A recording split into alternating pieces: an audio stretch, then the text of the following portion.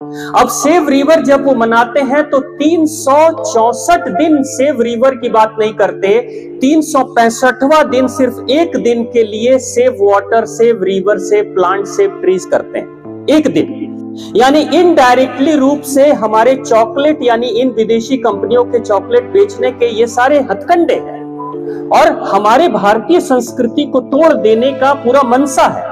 और उस साजिश को शायद हम भारतीय नहीं समझ पा रहे हैं, इसलिए उनकी बातों में हाँ में हाँ मिलाना शुरू कर देते हैं। अब लोगों का जो कहना है, जिन लोगों ने गौ माताओं का विरोध करना शुरू किया है, आपने कई बार सुना होगा कि जब दीपावली आती है, कोई पर्व आता है भारत में, तो आपने देखा होगा मिठाइयों में मिलावट करने के वीडियो सर्कुलेट होने लगते हैं। कभी देखा होगा आपने? मिठाइयां मिलावटी हैं। दूध का विरोध करने वाला और मिल्क प्रोडक्ट का विरोध करने वाले बहुत सारे लोग हजारों की तादाद में खड़े हो जाते हैं और सोशल मीडिया पे चिल्लाते हैं। कई संतों को समझाया जा रहा है कि अब दूध के बारे में मत बोलिए, गौ माता के बारे में मत बोलिए। बहुत सारे लोग हैं जिन्होंने कहना शुरू कर दिया है दूध खाने से ये नुकसान होगा और शोषण होगा। तो कई बार आप लोगों ने देखा होगा कि मिठाइयों में मिलावट हो रहा है, ये प्रचार किया जा रहा है। ये पता है कौन कर रहा है?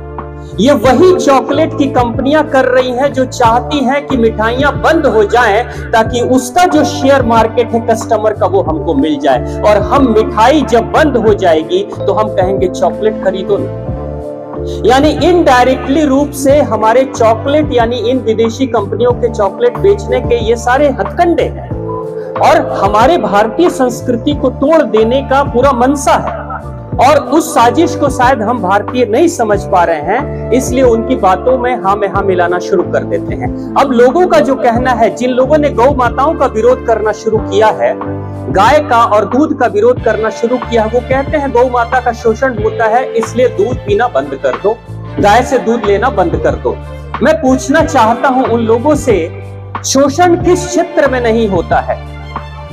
एक बेटा है, एक बहू है, जिस बेटे और बहू को, जिस बेटे को माँ ने, बाप ने पाल पोस के बड़ा किया, पढ़ाया लिखाया, उसको एक अच्छा इंसान बनाया, उसकी शादी हो जाती है। शादी होने के बाद जब घर में बहू आती है तो बेटा और बहू दोनों मिलकर बूढ़े माता पिता को वृद्धाश्रम में भेज देते हैं।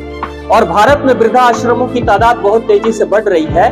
जब बेटे और बहू भारत के वृद्धा आश्रम में अपने माता पिता को भेज रहे हैं, इसका मतलब है कि बच्चा पैदा ही करना बंद कर दो, बेटे की जरूरत ही नहीं है, बच्चों की शादी करना बंद कर दो। यानी कहीं कोई बुराई अगर हो रही है तो उस बुराई को न खत्म करें, उसके समूल जड़ को ही खत्म कर दें। यानी पेड़ के किसी डाली में अगर कीड़े लग गए हैं तो बेहतर है जड़ से ही पेड़ को काट दो, समस्या खत्म हो जाएगी। यही कहने की कोशिश वो लोग कर रहे हैं, जबकि हमें उसकी कमियों को सुधारने की जरूरत है। आप देखिए जरा, मनोज भैया जो काम कर रहे हैं और टीम के सभी लोग कर रहे हैं, इन्होंने मां नारायणी की पूजा के लिए कल संध्या काल में लगभग 1.25 लाख दीपक जलाया। मनोज भैया 1.25 लाख दीपक जलाया। अभी राम मंदिर में इतने दीपक जले कि विश्व रिकॉर्ड बने, ये विश्व रिकॉर्ड बने। आप सोचिए इसकी जरूरत क्या है? नदी को लोग कहते हैं निर्जीव है, नदी की पूजा करने से क्या हो जाएगा?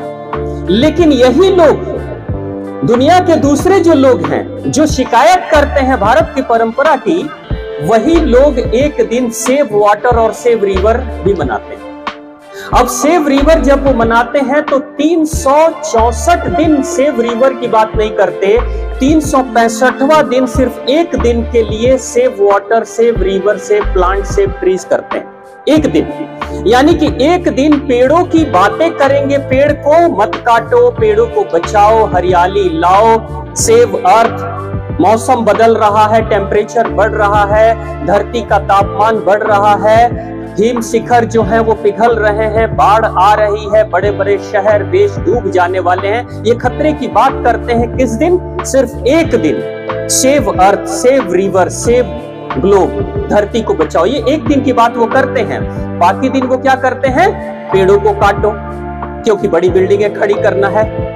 हमारे मनोज भैया जो काम कर रहे हैं, आप सोचिए भारत के लोग, कभी आपने सोचा कि भारत के लोग सिर्फ एक दिन के लिए अपने हृदय में मां नारायणी के लिए, मां गंगा, मां यमुना के लिए श्रद्धा नहीं उत्पन्न करते?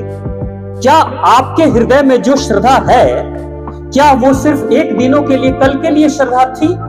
या आज क्या नारायणी मां पूजनीय नहीं है? मां गंगा क्या हमारे संत पूजनीय नहीं है? हमेशा रहेंगी, 365 दिन मां नारायणी पूजनीय रहेंगी। आप जरा सोचिए, वो कहते हैं एक दिन पेड़ बचाओ, जबकि हमारे भारत की माताएं तो पेड़ों के बट वृक्ष के और पीपल के चारों तरफ धागे बांध देती है और सिंदूर से उसकी टीका करती है, पूजा करती है। कोई इंसान ऐसा है, चाहे कितना भी पढ़ा लिखा हो जाए, अगर भारतीय होगा तो क्या वो कभी पीपल का वृक्ष काट सकता है? सोच सकता है? सोच भी नहीं सकता। क्यों? क्योंकि हमारी उस परंपरा के कारण से वो धागा अंधविश्वास का धागा नहीं है, वो रक्षा सूत्र है उस वृक्ष को सुरक्षित रखने के लिए कि किसी ने इसके चारों तरफ धागे को लपेट दिया है तो तुम्हें छूना मना है, काटना मना है। किसी ने धोती लपेट दी है इसके चारों तरफ तो उसका नुकसान करना मना है, क्योंकि वो सिर्फ पेड़ नहीं है, वो एक व्यक्ति खड़ा है, वो एक देवता खड़ा है जो पूजनीय है हम सबके। आज जो 1.25 लाख जो दीपक जला है इस नारायणी के तट पर, वो 1.25 लाख दीपक सिर्फ एक दिन के लिए नहीं है, वो पूरे 365 दिनों के लिए है। इन सड़कों से, इन रेलवे लाइन से जो व्यक्ति गुजरता होगा, कोई इसमें सिक्का डाल देता है तो कोई इसे प्रणाम करता है, कोई जयकारा लगाता है, लगाते हैं ना। यानी हम भारतीय प्रकृति की पूजा एक दिन नहीं, हम 365 दिन करते हैं। जब हम सूर्य को अर्घ देते हैं तो वो भी सूर्य के प्रति पूजा ही करना होता है। यानी किसी को सुरक्षित रखना है, चाहे वो जलचर हो, चाहे थलचर हो, चाहे नभचर हो, चाहे धरती पे रहने वाले जीव जंतु या प्राणी हो, अगर उन्हें सुरक्षित रखना है तो उनके प्रति हृदय में भावना, प्रेम, करुणा जगा दीजिए।